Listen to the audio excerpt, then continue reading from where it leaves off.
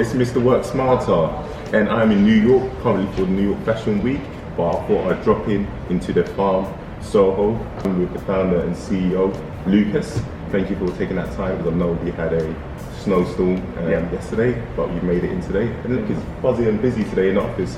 Yeah, well, I guess a snowstorm is not stopping the startups to come to work in the morning. Yeah, definitely. You know, which is a great for us as well. Yeah. So, thank you. And before we begin, I think it'll be a great opportunity for you to just give people a little background about you and who you are. Oh, background about me. Yeah.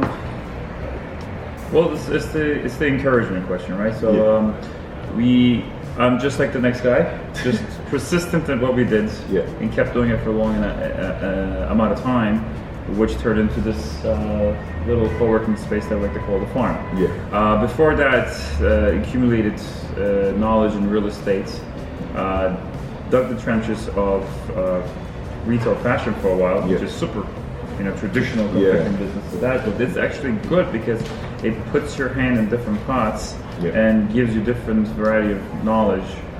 For instance, when it comes down to build a space, in retail, building is very important. So we had friends and understanding how to build spaces. So we utilized that knowledge. And before that, I actually did some military.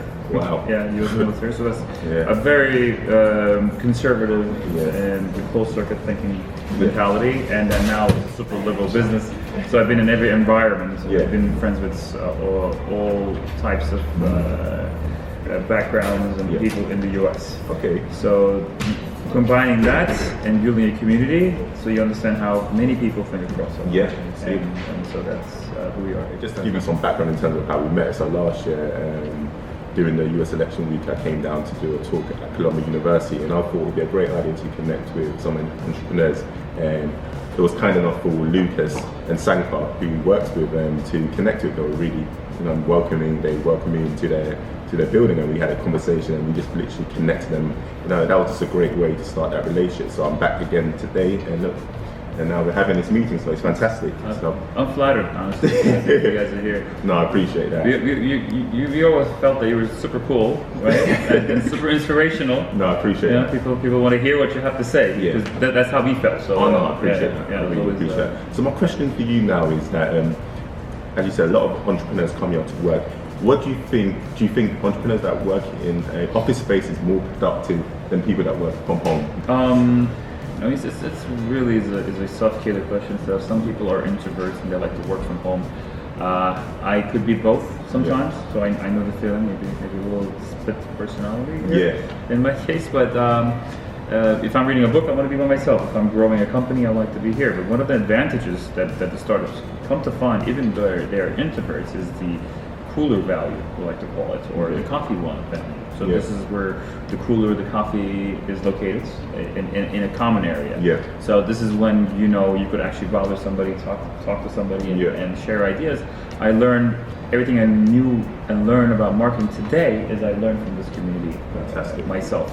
So I tapped into it. I encourage people to tap into it. That's why we do events after work to bring more people into the space.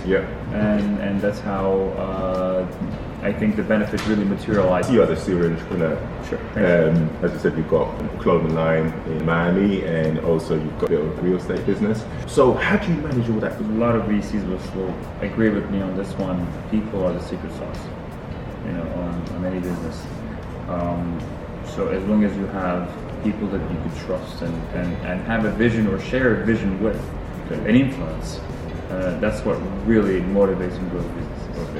So you have to keep influential, be rational, and have a great vision and determined vision, and very persistent at it. And if you have that secret sauce, which is people are the biggest part of it, and you're doing this all for people, customers are people, workers are people, it's all people end of the day. And the tools helps people out, so they could become more sane and be more productive. So as long as you know that and you understand people and be self-aware of your consumer persona and your persona of your employees or your partners or anything cross line, I think that is more viable to run multiple businesses. Okay, great. And talking about tools, what would you say is your favorite productivity tool? Oh man, I mean, this is, I can't discriminate. Wow. Okay, one thing is for sure, the god of old schools is Zapier. Okay. Zapier, you could connect. It's like art. Yeah. It's like art. I mean, like each time I go back into Zapier, I figure, oh, I could do this better. I'm calling Mailchimp, but Sheets are getting connected with the Calendly to our backend software. I mean, you have proprietary stuff you could do, and I mean, it is music. Okay, it cool. is music. So, make sure you check that out. Regarding a to-do list, some people say it can be a distraction. You end up being overwhelmed. You end up getting nothing done. Do you use a to-do list? So we looked into Asana first. Okay. But we ended up going with Trello because of the add-ons that Trello has. Okay. But how we use Trello? We use Trello in visions. So we put a vision, and then we put the cards on those visions, how to accomplish that vision. So that helped us actually. As soon as we inherited Trello, then we understood why are we here, why are we doing this, and that really helped to manage the team. Okay, fantastic.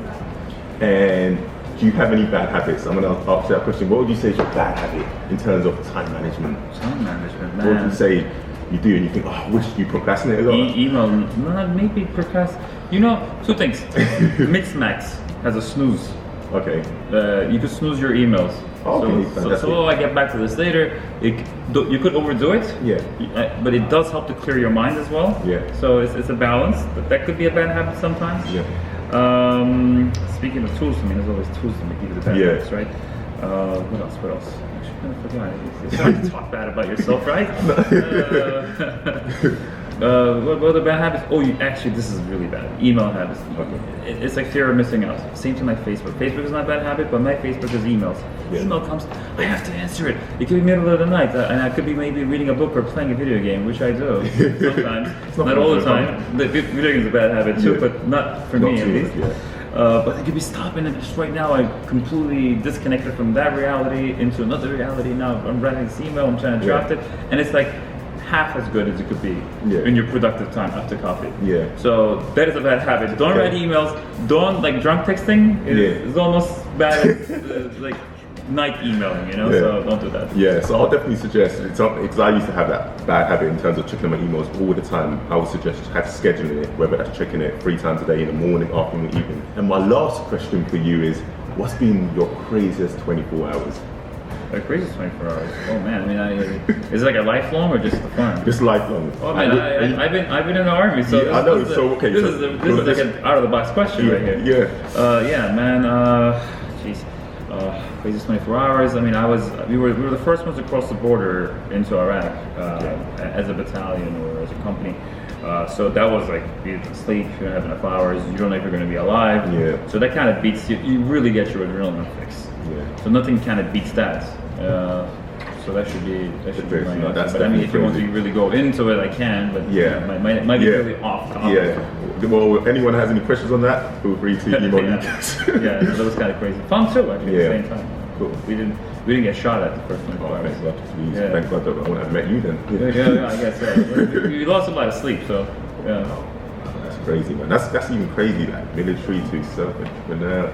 Like, this is fantastic. It just shows that you're a man of many talents, and I know you don't give yourself that much credit. It's like such a compliment. I'm really very flattered with that, but in reality, you really need to, if you want to hire a good accountant, right, you have to know your basic accounting skills or understanding tax returns, the difference between C corporations and S corporations, or understanding how convertible notes work, and so you could become better at selecting the talent that you require to grow your company. Yeah. So that would be my one advice is learn just enough so you could hire the right person to do it, because you can't do it as much as somebody who's been doing it for 20 years. Thank you, man. I really appreciate it, Lucas. Thank you for having this interview with me. As I said, this is the Work Smarter Talk Show, and we have a number of interviews prepared for you, so make sure you tune in and subscribe to the channel. Take care.